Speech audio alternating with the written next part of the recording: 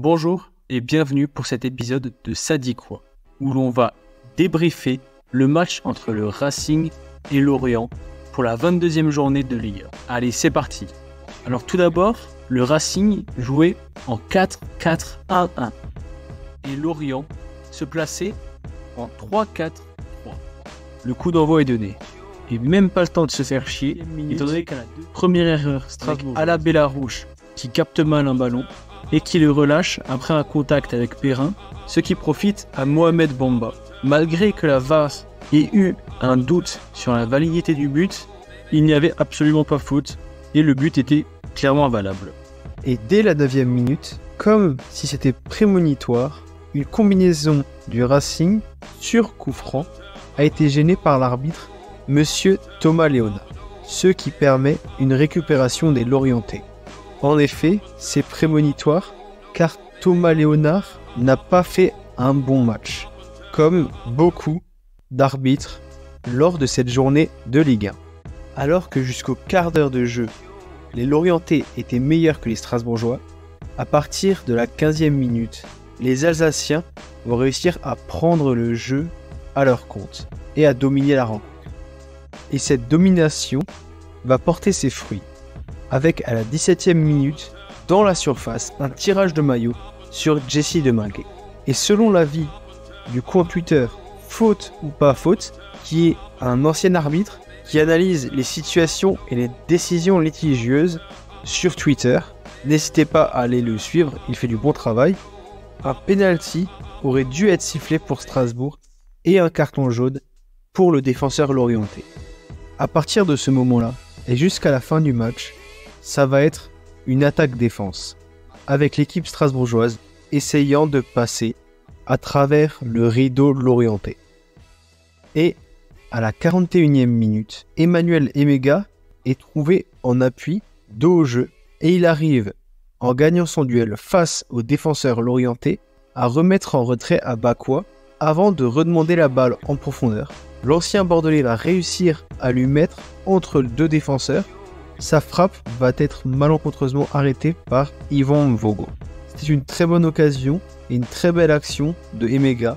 Malheureusement, l'une des seules lors de ce match. À la 47e minute, Ismaël Doucouré et Habib Diarra ne sont pas assez tranchants sur leurs joueurs, ce qui permet à Bakayoko et Ponceau d'effectuer un décalage jusqu'à Théo Lebris qui essaye de frapper dans la lucarne opposée et en se manquant trouve Mohamed Bamba qui peut pousser le ballon dans le but vide.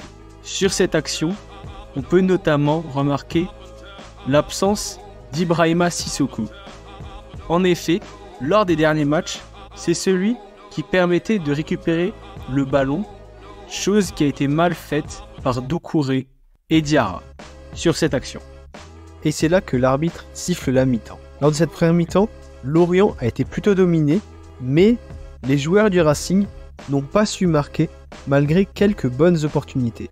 Les Merlus, par contre, ont profité de chacune de leurs occasions pour être dangereux et encore plus pour marquer, en profitant notamment d'une erreur de Bélarouche pour le premier but et d'une belle action de jeu de toute l'équipe pour le second.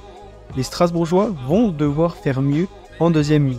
Mais le principal problème n'est pas dans la création de jeu, c'est plutôt dans la finition, ce qui est un problème récurrent avec Strasbourg, mais aussi à chaque fois que les Lorientais partent en contre-attaque, ils arrivent jusqu'au but, ce qui peut être notamment expliqué par l'absence de Sissoko. Alors qu'on attendait une réaction côté strasbourgeois, 49e minute, erreur de Deminguet qui perd le ballon sur un pressing de Bakayoko, qui arrive à transmettre avec de la réussite à Ponceau, qui ajuste Bélarouche du plat du pied.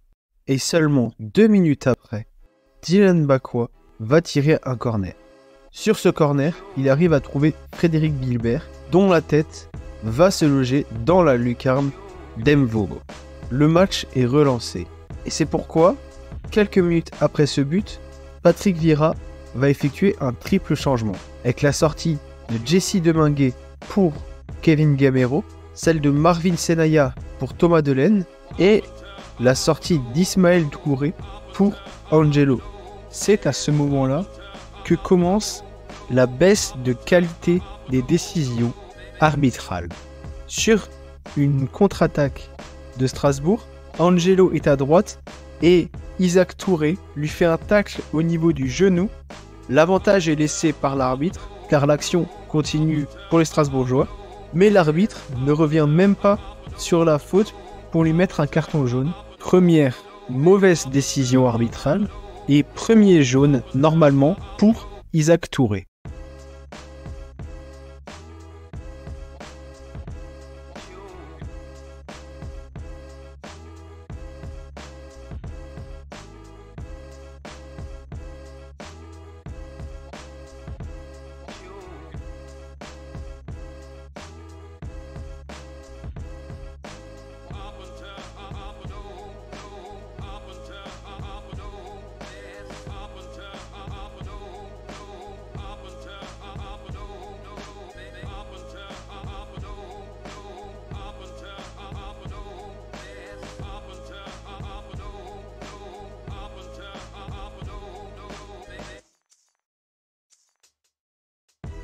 Seulement 5 minutes après son entrée, Nzigula se prend une grosse semelle par Isaac Touré.